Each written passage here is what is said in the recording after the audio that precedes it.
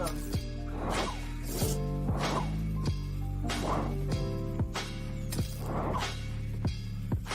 Thank you for tuning in.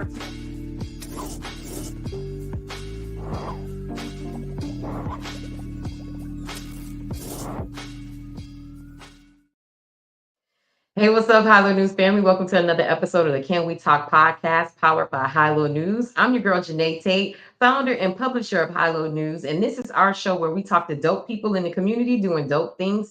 And today is no different. And this is a special election story or interview that we're doing. We're gearing up for election 2024. The primary election is coming up in August, and we're going to be having as many candidates as possible to come on to share their platform, tell you who they are and why you should vote for them. And so I'm really excited to kick off this series with our first candidate who, and we're not doing this, we're not like the radio or TV where we have to do fair use or whatever. We're going by candidates who reach out to us or people that we see in the community. And so we're doing it as a first come, first serve basis. We have limited inventory for these interviews. So all of the candidates that have reached out to us, good job. And so I just want to give that disclaimer out there on how we're doing these interviews. So people who are reaching out to us and we have the time in our schedule to do it, we're doing it. So I'm really excited to kick off this first interview, election series interview with no other than the amazing Carroll City's own, Miami Gardens' own, FMU's own, Michael Horne. Hey, Michael. Hey, how you doing? I'm good. Welcome to High Low News Can We Talk podcast. Thank you. I like your intro. Yeah, Different facets of you. I like it.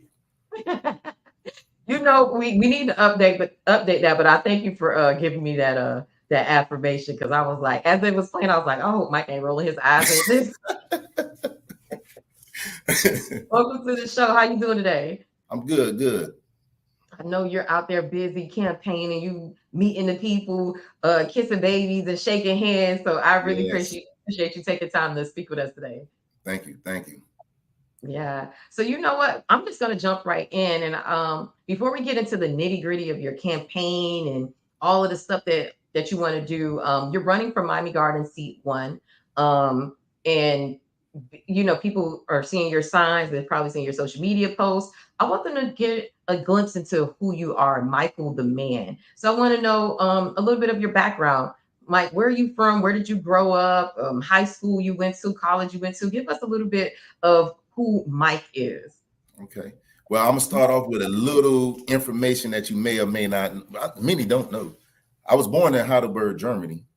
That's the first thing. Yeah, my parents. Are you a military baby? Military. My dad was a medic in the military, and so we kind of moved around early on, and then we found our way in Miami Gardens. I stayed over there by Crestview, and then we moved over to Carroll City in 1987, and I went all the way. I attended Miami Gardens Elementary, Carroll City Middle. Went on to high school at Miami Carroll City Senior High School, the best high school in the land.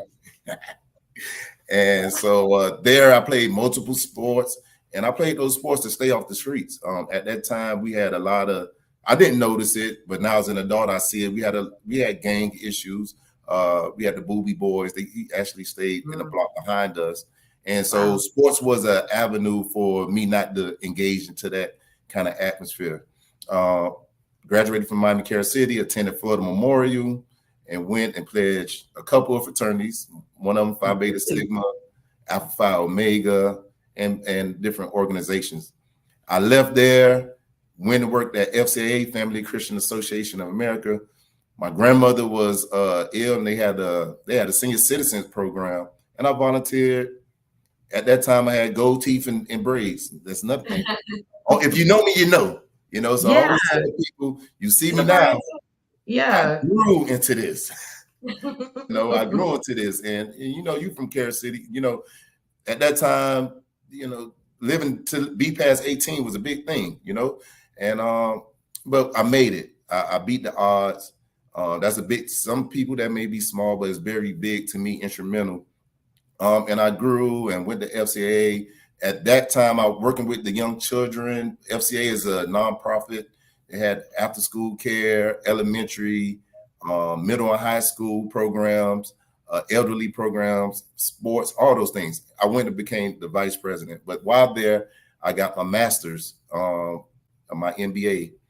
And so that's me, basically in a nutshell. But while there, we did so many different political things. The biggest thing that I think effective to the community is something called DMC, disproportionate minority contact.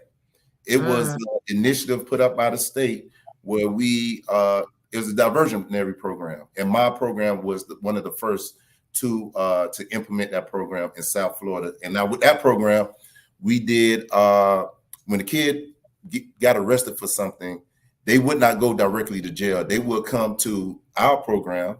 We would receive the A form, and if they complete our program, 90-day program, they wouldn't go to jail. But if they did not complete the program, they would go back with a harsher charge. So that was one of my biggest things while there. So that's a little bit about me and my background and where I am here today. And I did a little bit of research, and I know that you've done work with like advocacy work around fathers and some legislation around that. Can you speak more to that project and that work that you've done? Yes. So while and this can combine everything in the background. Again, I grew up with my dad in a home, but he kind of moved out for whatever reason. And I had a lot of friends that didn't grow up with their parents and things like that. And I would hear them, even though my dad was in the house, he wasn't really in the home. But other guys that didn't have no parents, it affected them. Even up to some of my friends till now today, they don't know who their parents is. And that takes a part of you. So while at Florida, I did meet this very interesting guy. He's a Kappa. His name is Dr. Bernard Jennings. He initiated the Good Dad Act. I was instantly tied to that. Me now, I'm a married father of 3. That issue is not my issue, but this Good Dad Act is for unwed fathers, parents. It's not only for fathers, because some women stepping in for their boyfriends or significant others, mothers stepping in for their children or their children that passed away, to be able to gain access to those children. So that was very important to me, because I see that as a part. The family was meant to be together, especially in today's times. If you just go by income, so you need multiple streams of income to be successful today, to live, not to be successful. And so this bill allows fathers to be a part of their lives. We initiated last year. It was passed through Christopher Benjamin. He presented it. It passed unanimously through our Senate. And this is a Republican state, so that was a big thing. So I jumped on the team with Dr. Bernard Jennings. And since then, we was like, hey, man, we got to pass this through a nation. It's being Black. It's like some people say, why you have to fight to be a part of your child's life? That's the question we asking. And so we now are passing it through the nation. We now have it on 12 states on the floor. And it's our goal to pass this initiative throughout the nation. Wow. And so some of the key benefits or elements of the bill, is it just to get like custody? Is it like resources, or like what does the passing of this bill allow a parent to do? So what it does is back before this bill, you would have to basically the mother can say, and a lot of, so let me go back one step, Janae. We meet every Tuesday. So tonight I will be meeting with a group of men across the nation, and they all have the same issue. The mother can say, hey, he hit me, or he raised his voice at me, or he's not taking care of my child. The mother word is the key word. But now we have a presumption of 50-50. Now you have to prove that this guy is not a good father. This bill is not for all fathers, it's for good fathers. So now it's 50-50. Now you have to say, why is this guy a bad guy? You have to have evidence. And same thing with the guys. You have to present your case on why I should be in my child life. It's crazy, but that's where we are. And does it work vice versa? Like, say, for example, because I know some single dads out there who are taking care of their kids. So in reverse, would the mom have to then show or prove that she's a fit mom to be in the child's life as well? Or any custodial parent or parental figure, like this, does this legislation now level the playing field for them both? Yes, yes, it's Okay. level for both. But in history, and I'm sure we all know, 9 times out of 10, unless the mother's doing terribly bad, the mother usually has the child. And Mm-hmm. Janae, one thing I learned through this bill is that, and I knew this even growing up, that we're just not educated. Either we're not educated on the law, or we don't have the finances. I know back in the days, I'm thinking about two of my friends right now in my head. Get a you signed the birth certificate. Now that doesn't mean that's really your child. So what do you do next? Get a blood test. We didn't have the monies to pay for blood tests back then. So we just kept going with it. I have friends right now, he paid all 18 years and not sure if the child is even his. And he paid Wow. child support for him the whole time. But this bill isn't for child support. It's for you to get custody. And we're not against child support. Me personally, I'm not against child support. Mm-hmm. I believe that you should support your child. Yeah. Yeah, without going to court, but that's what the bill does. It makes a level playing field. And it's sad because it's hurting people. And we have, I mean, even my friends, like I said, you have the mother saying the child doesn't want, that the dad doesn't want you, the child feeling abandoned, the dad, that's a part of him. He wants to see his child. I hear many men say, oh man, I'm looking at different families and I'm just getting zoned out because I'm imagining me with my child. So this is a huge thing for me. But the biggest thing I like about this bill is just like my platform. You get to educate these men, because a lot of us have fathers, but we didn't have guidance. My father was Bill Cosby. That's why I learned on how I parent now. Because our dads was at home. My dad worked from 6 in the morning to 6 in the afternoon. He came home 8 and left. So now we have to teach men how to be men, and also how society is going now is that you have people saying, I don't need a man. When our innate ability is, we have to provide, we have to protect, we have to do these things, but we're seeing that there's no need for us. So on that is going to our next level on teaching dads. Okay, once you get your child, what do you do with them? What activities? What do you talk about? How do you regain trust? Conflict resolution. We wasn't taught, especially in Miami, we wasn't taught conflict resolution, Janae. We was taught fight or flight. I'm gonna mess with you, I'm gonna leave. And so through this, we have presented to the Miami-Dade County School Board a proposal to implement the Good Dad program so that we can work with fathers across Miami-Dade County. So outside of the legislation, you create almost like a community to support dads and them getting in their children's lives and creating a healthy bond. That's pretty commendable. Thank you. Like, as you said, I grew up without my dad. My mom is a single mom. And she, have to be both mom and dad to a certain extent. And so for me, like you said, TV people became examples. Like you said, Bill Exactly. Cosby, Uncle Phil, Yeah. Carl Winslow, Danny Yes. Tanner. For me, like, I looked at these people, Bernie Mac, all of Yes. these people Yes. were like male figures for me growing up. So it's really interesting that you said that, because I could totally relate. But I love the fact that you're doing this work. And I feel like, especially dads and even specifically because we're a platform for Black and Brown millennials, like Black and Brown men don't get a lot of safe spaces where they can be celebrated and talk about their issues. So I'm glad that you work in that area, because we need more of that. But too, me and my friend, we jokingly say, man, we want to do a as well movement. And one of my friends, classmates, Adrian Carter, I read one of his books, and Oh, it Adrian, touched me, he's a man. friend of the show. Yeah, love Yeah, Adrian. man. Yeah, and he made me thinking that, man. And like I said, I'm married, and I had a situation with one of my friends where he broke down. A lot of times in the day, I want this. It's because this social media stuff. You get significant others and children saying, "Hey, I want that. I want this." And a man, mine is, I want to provide that for my people, but I can't provide that when I'm down. And so this program, and it's okay to cry. I mean, we was taught, man, you don't cry. And this, I have 2 sons. I tell them to cry. You know, we have tear ducts, so I mean, Yes. we were made to cry. You know, Yeah.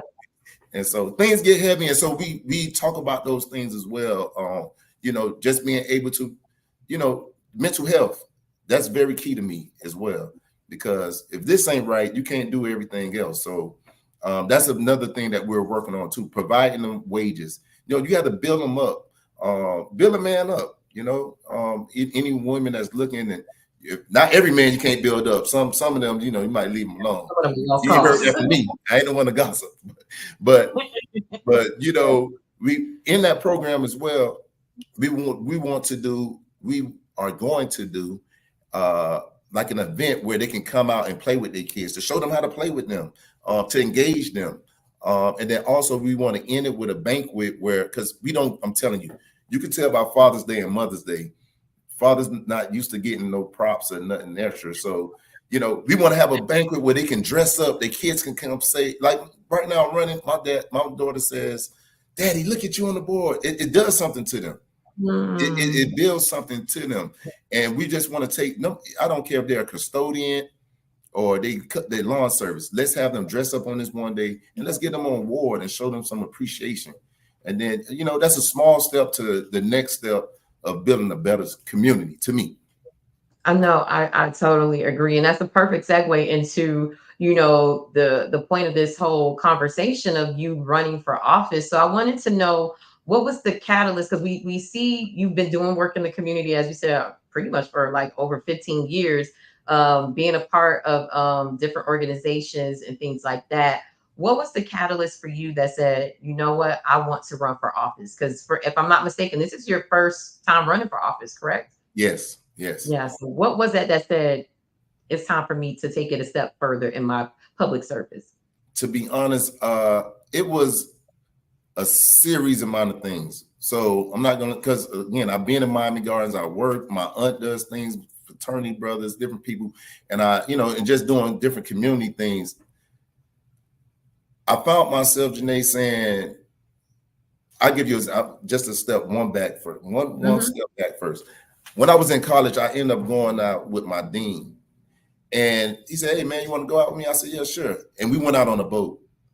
Wow. And it was casual to them. Hey, man, pass me a beer. I'm looking like, wow.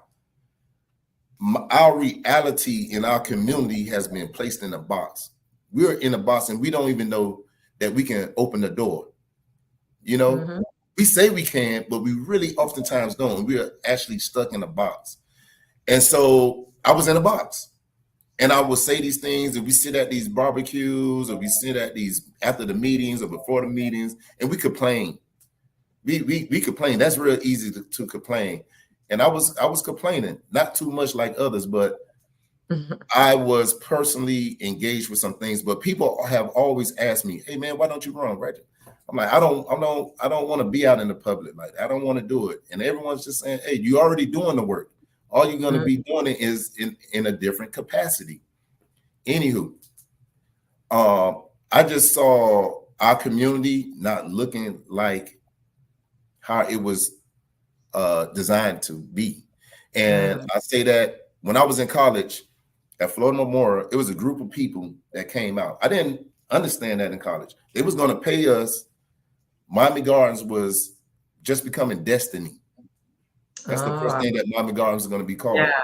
And they was going to pay us like $75 a piece to put on some shirts and go do some things. Now, you know, $75, especially back in them days. You know, I came out of high school in 99. That was some money. That can get me some college, Gas was 99 cents a gallon back in those days. So, you know, and I didn't engage into that because my aunt wouldn't let me anyway. But knowing all of this thing, seeing my community changing, the crime, I'm talking about the brazen with the guns, with the big guns, the AR-15s and AK-47s, just recognizing, City, you'll see there's no kids driving, riding their bikes.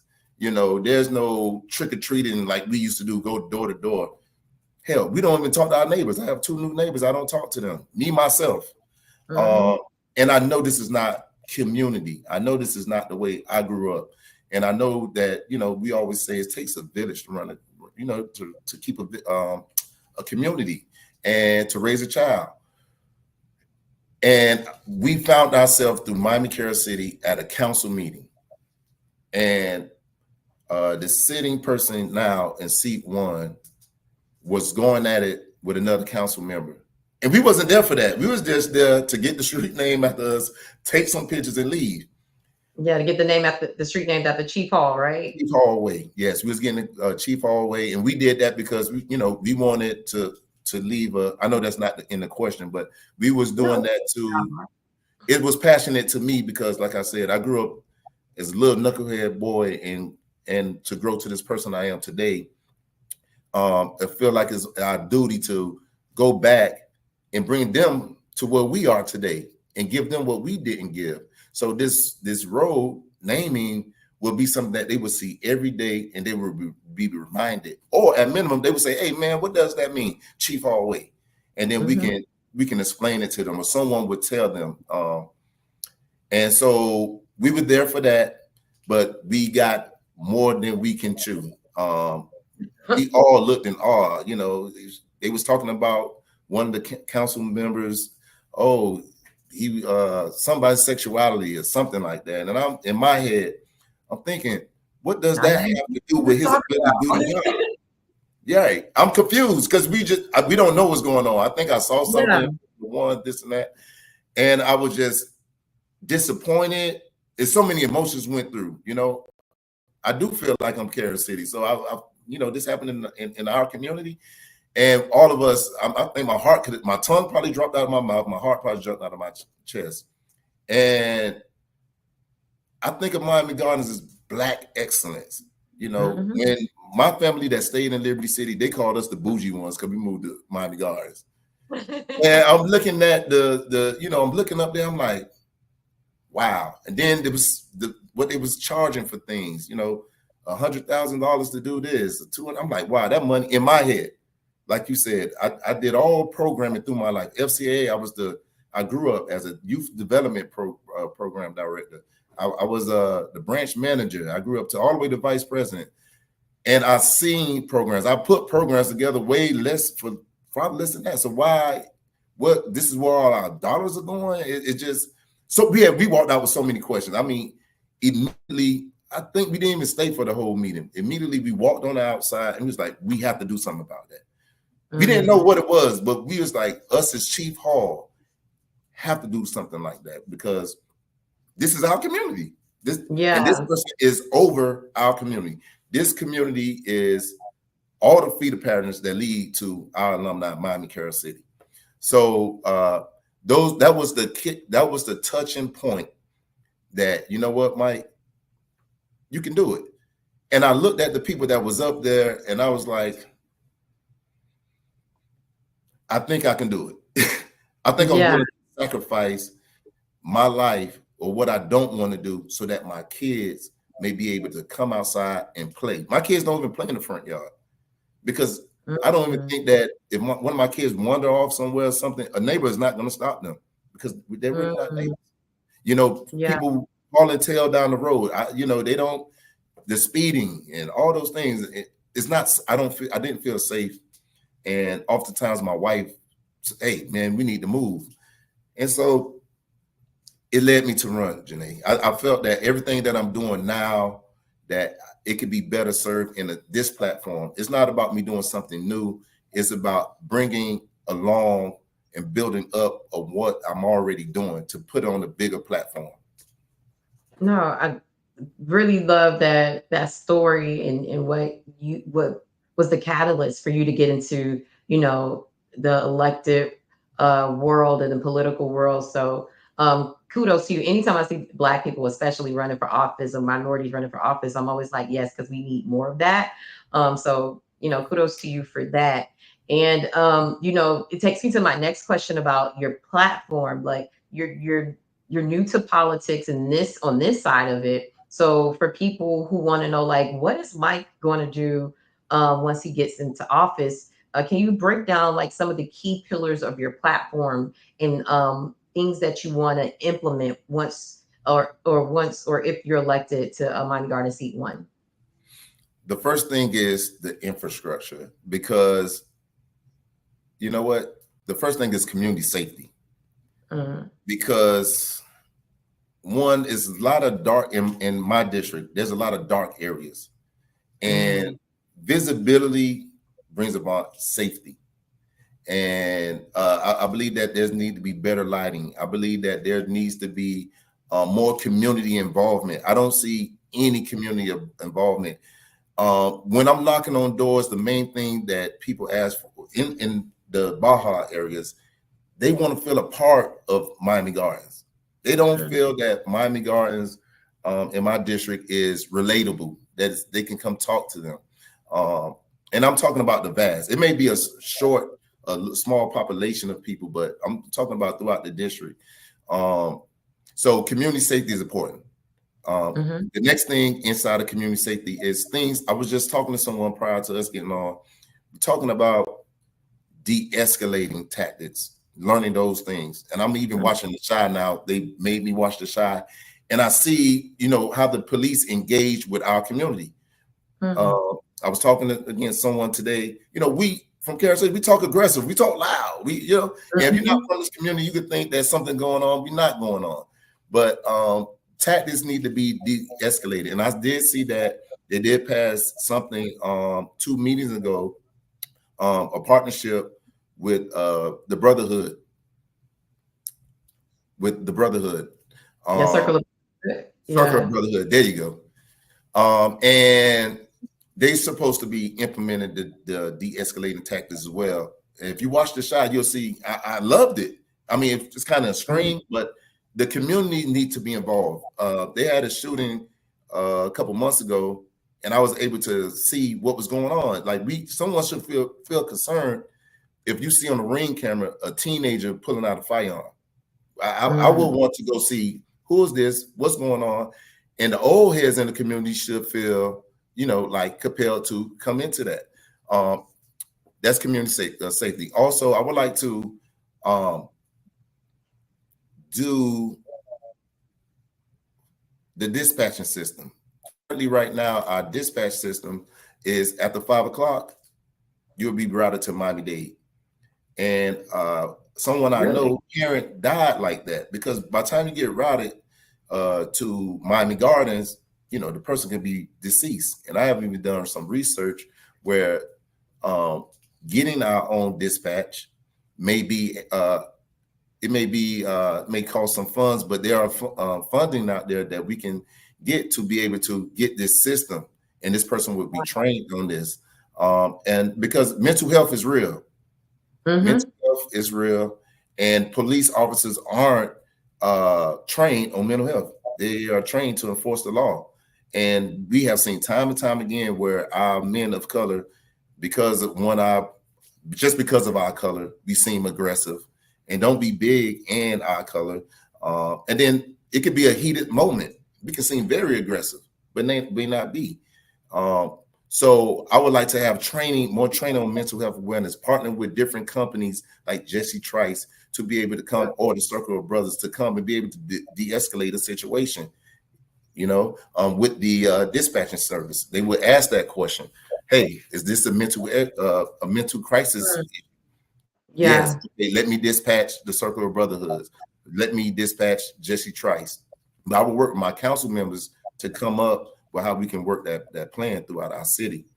The next thing is economic development. That's huge with my background. And new cities that are into Miami Gardens too. Like there's this whole development coming to Miami Gardens. It's so much. But there are so many people that are losing their homes because they don't have the money. So I would like to, help people learn their passion. Okay, I always wanted to do hair business. I always wanted to do make my own whatever. Okay, you can. This is how you do it. And then also the ones that are doing it, help them. And then also let's support our community. Let's support them. I would like to have an events where all of Miami Gardens residents can come, that we can know about them. We can profit from, or they can profit from us. We can profit from them, get different kind of foods. Knocking on these doors, I met all kind of people. We have a population of Jamaican people, Haitian people, Caribbean. I mean, this is kind of exciting to me because I'm learning all these different people, and different understandings and logic. And I would like to bring them together and show us how we can afford to stay in Miami Gardens the way that we intended it to be. A lot of different people are able to come together and coexist in one house, which, you know, that's not happening in all situations. And so I would like to bring about more economic development. And finally, I kind of started off with it, infrastructure. The number one thing, Janae, that people asking for is speed bumps. Really? Speed bumps. You believe that? Speed bumps. I've seen some legislation, even from the county level, to be implemented into Miami Gardens, like just speeding around schools. I've seen it mentioned at some of the Miami Gardens City Council meetings. So I'm aware that it wasn't until recent, like the last few months, where I kept seeing the legislation to like get people to slow down and speed meters and stuff. Like I was like, are they speeding this much in Miami Gardens? Like, Yes. what's going on? Is it a raceway or whatever? What's going on? I know they got the Yes. F1, but it's people taking it first. Yeah, yeah. But yeah, I mean, but remember, that's how I started off. My house is a roundabout. It's not a round, but it's, you go straight and you turn. And they speed down it's only a short distance, and they speed. And again, I don't feel safe for my children to be outside knowing that these residents or non-residents are speeding through our neighborhoods. So speed bump will slow them down or tear up their car. Wow, and that's interesting that the people are saying they want speed bumps. Do you have any initiatives or plans for affordable housing that's within your platform? Yes. One of the biggest thing is, like I tell everyone, my opponent said something about me mentioning Carol City, but Carol City has, even in my class, we have a lot of successful people, a lot. And I am also a realtor as well, just to let you know, for Ocean Drive Realty. Don't charge me for that promo, but I got you. okay. But yes, I would like to have these different cohorts of people to assist that real estate group will also help the seniors. A lot of the seniors are losing their homes because of the raise of taxes, the inflation in taxes. And like I said, for someone like you and I, the property value is going up, right? But taxes are going up as well. But these people that has retired, they're capped off. And that's what I'm hearing. What ends up happening is someone comes and say, hey, we are, you don't have a mortgage on a home and you're falling behind. Your home is worth $500,000. How about I buy your house for $510,000? And they don't have anyone. Again, we don't have community now, so we don't have anyone to ask. And so I would like to make these people that are in these professions that are willing to help and not prey on our individuals with their living situations in general. So that's what I would like to do. I would like the community to direct. And I'm asking everyone that's even helping me get in right now. Once I get in, it don't stop, because I'm going to look back and I'm going to say, hey, so-and-so, you do, okay, join this committee for me. So-and-so with the landscape, I need you to do this. I'm going to get some contractors. Hey, some of the senior citizens, can we help them out? Or community, can we help Sister James with a roof? She can see the sky. Can we, let's make some community decisions and not just a top-heavy decision. So yes, affordable housing and many other issues. I would like to use all of my resources, all of my networking resources to be able to solve most of some of the issues in Miami Gardens. So I know there's a lot of time, like over the years, I've heard the conversation on like density and like with housing, like does Miami Gardens stay like a single family home community? Is there more development? Should we get more like apartment buildings or high rises and things like that? What are your thoughts on that? Because I think that also too brings in like a younger demographic into Miami Gardens, which I think is key to its survival. What do you think about like more developments with more apartment complexes coming into Miami Gardens? I'll put it like this: more people moving in the city is more money, but more money. I think it was a rapper said this: more money, more problems. Right? I think we Yeah. experienced that this weekend when they had the Colombian thing. It was already an issue. And I had to unpack meet the candidate situation. They asked about traffic. More people, more cars, more traffic. So I think it's pros and cons to both sides of it, Janae. But I think that we definitely need to get a handle on traffic. Traffic is a big issue. Is a big nuance to a lot of the residents, especially in my district that are bordering 27th Avenue. Even yesterday, when the soccer event was, a lot of people stayed where they were until they knew that was over. You know, it's affecting our commute. So I kind of like the development, but I think we need to solve the issue that's going to create as well. Do you have any thoughts around like the stadium? I'm glad you brought that up. And candidates coming from Miami Gardens. Now I'm going to be asking about traffic, especially when it comes to Hard Rock Stadium and what we even saw with, you know, the destruction of the stadium, some of the double standards when it comes to like vendors on the side of the road and selling food. I've seen comments on social media where it said like you can't even have an ice cream truck in Miami Gardens. You can't even have a cooler in Miami Gardens and you'll get a fine or a ticket. But people who came in for the fans of the soccer game for Copa America was, you know, doing all of those things. And of course, we saw the destruction. Like I was in utter shock seeing some of the footage that was coming from Hard Rock Stadium. And of course, the traffic I was hearing was like a nightmare for, especially like I said, people who live around the stadium. What are your thoughts around like these big events that come to Hard Rock Stadium and the what kind of balance can be made with keeping residents comfortable? Like, do you have any thoughts or plans that you would like to implement if elected? I believe, Janae, that we have to, I think that this is going to answer a couple of the questions, what I think about what we have going to Miami Gardens in our district, and especially in my district. When I got out of college, I worked on computers with one of my friends, and we kind of did business consulting as well. But when we worked on computers, I know you're like, where you going with this? No. I'm like this. If you ever see that scout, that means I'm really into the conversation. So it's not like I'm just like, where's he going? So when we would go, even people that work at, they're gonna agree with me. When we would go to these computers, they say, "Oh, my computer not working. It's not working. It's not working." When we get to the computer, and we're asking the questions too. Did you restart your computer? Did you download anything crazy? Is all the cables connected? Yeah. So, but what ended up happening, 85% of the time, I want to say ended up happening was when we go to the modem or to the computer, guess what's not connected? The source of the power, or the computer may not be plugged in, or the printer may not be plugged in.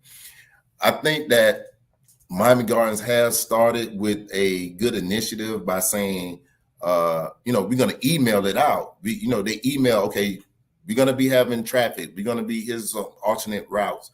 They're doing those things, but unfortunately, with the community not being engaged, that the information is not being transferred to the residents, and now the residents are being disgruntled, upset, and we can sit and say, oh, all you got to do is you need to come up with time. I'm not sure what the conversation is on, not going to another step, but I would like to implement people being able to access that information. And one thing that we all have, and I'm sure is right on the right hand of you, is this. Okay. So even the senior citizens. So when I'm out there, it's not about, they're not connected. So if we can get some kind of simple fix, let's text it to their phones. Connected to that source of power. Exactly. The senior citizens are telling me, oh, I seen they had the reunion at the bars, but I didn't know about it. We can say, oh, you could have saw it on your social media. They don't have social media. They don't want to get on that. They barely use this phone. But if we can get this text to their phone a week before, a week prior to, a day or two to, let's do that. That's one part of the traffic alleviation. Two, let's expand roads. Let's expand roads. Let's make more lanes. And also, let's call people in. One of my when we was planning the Carol City picnic or festival, our president is you gotta we stamped it festival. Yes. We That's so loaded. yes, that's right. I'm gonna plug it in every now and again. I love it. I'm a G. I know it. That's right. But Kyrie's, that's what she does, and she knows about that information. But and it made the picnic go more smoother.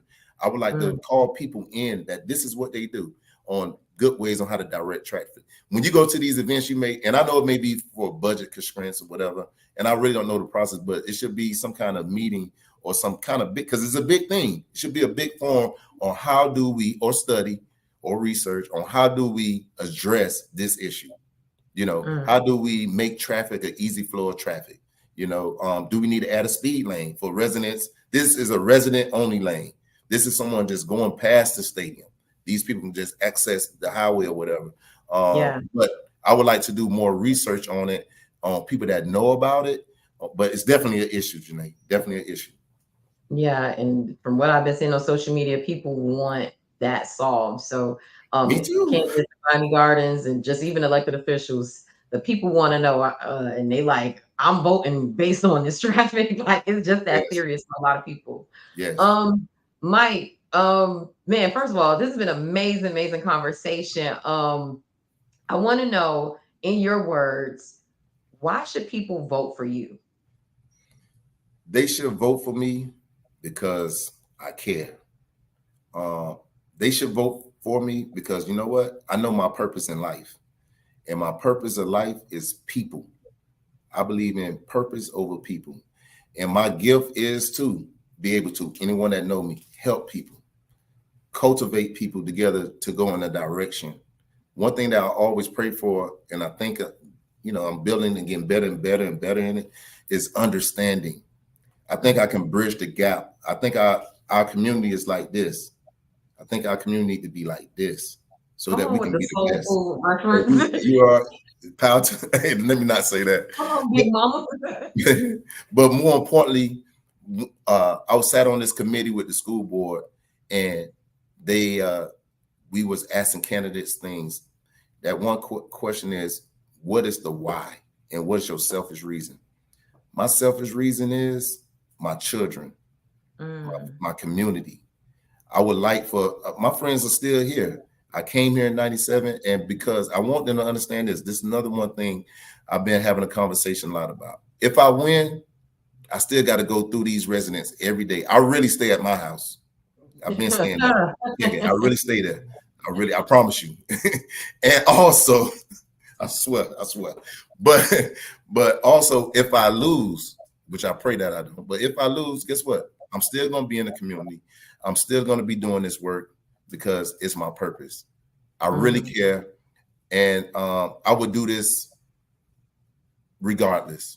So I want to have a place that my children and other people that look like us can come and live, have a good quality of life, and that we should be able to have every other thing that every other community have. That is why, that's the answer to your question. I just want to add this part, Janine.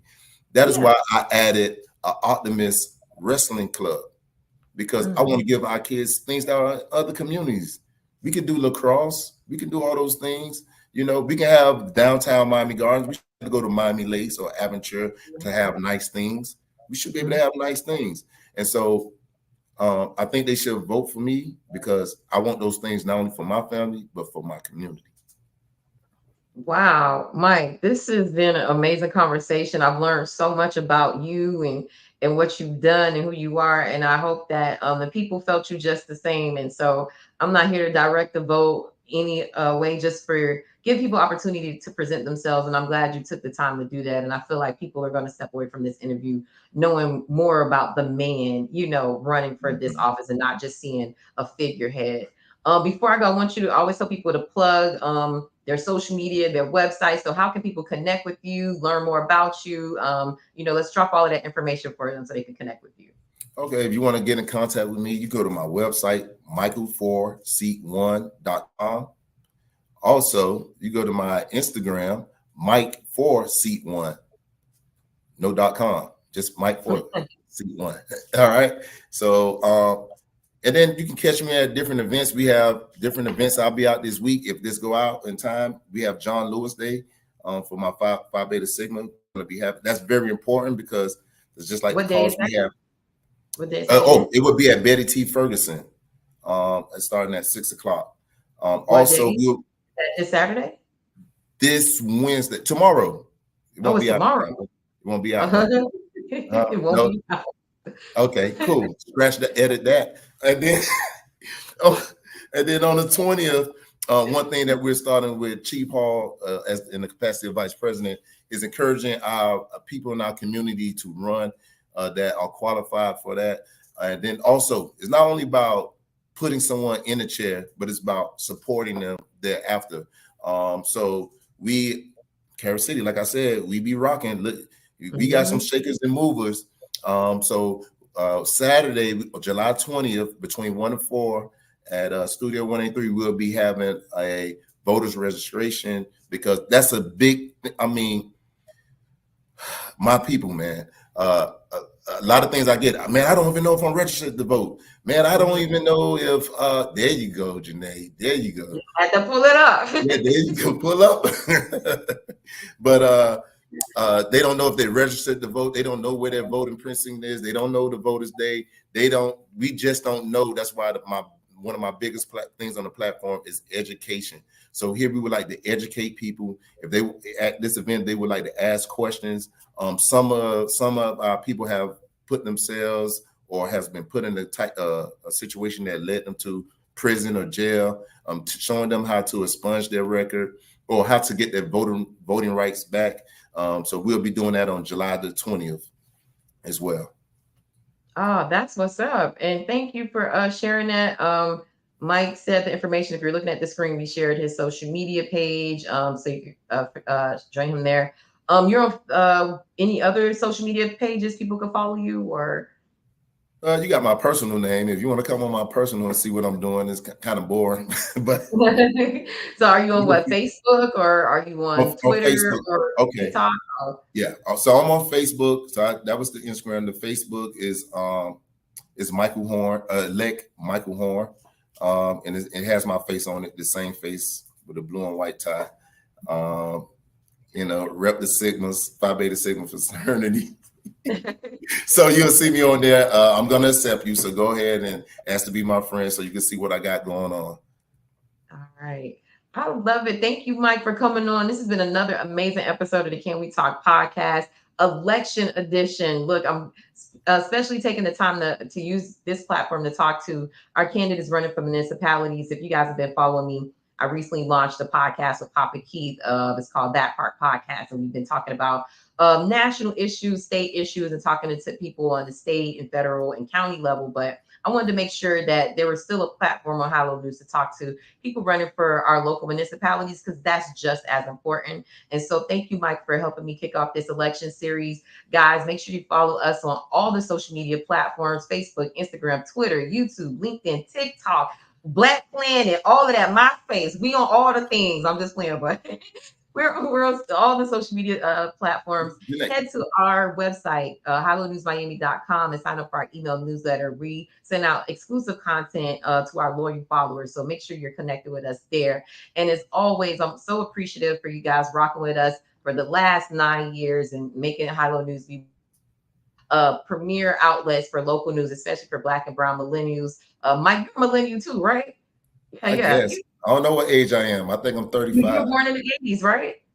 Hey, yes, I'm born in the 80s. 81. Yeah. 81. You're a millennial. You're up there like you're near Gen X, but you're still millennial. That's still. I'm still making it.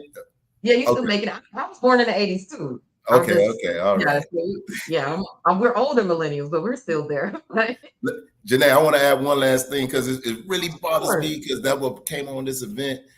with the voters registration is that people, your vote matters. Your votes matters. And I always use this example, Janae, because we go on social media and we like things. These people have 1 million likes already, and you click on you. They're not going to see your one like in those 1 million likes, but we do. Those things doesn't matter. The local election is a very important election. This election is to address these issues. Martin Garden is going to a direction, and if we don't like it, at least you can do is vote. You can get mad and say you're not going to vote, but you're not hurting nothing but your community. So please vote. And like I said, we have in John Lewis Day on Wednesday. And guess what? They practice to be disrespected. They sacrifice their lives, the generations before us, so that we can have this opportunity to vote. So people, please vote.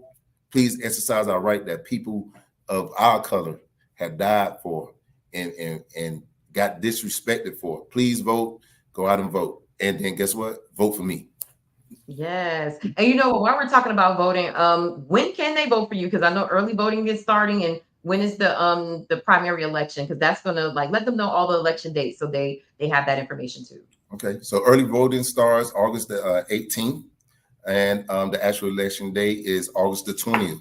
So please check if you want to find out where you're voting at, come to my event on Saturday. I'll pull it up for you. And then the early voting, August the 18th through the 20th, will be at the North Day Library.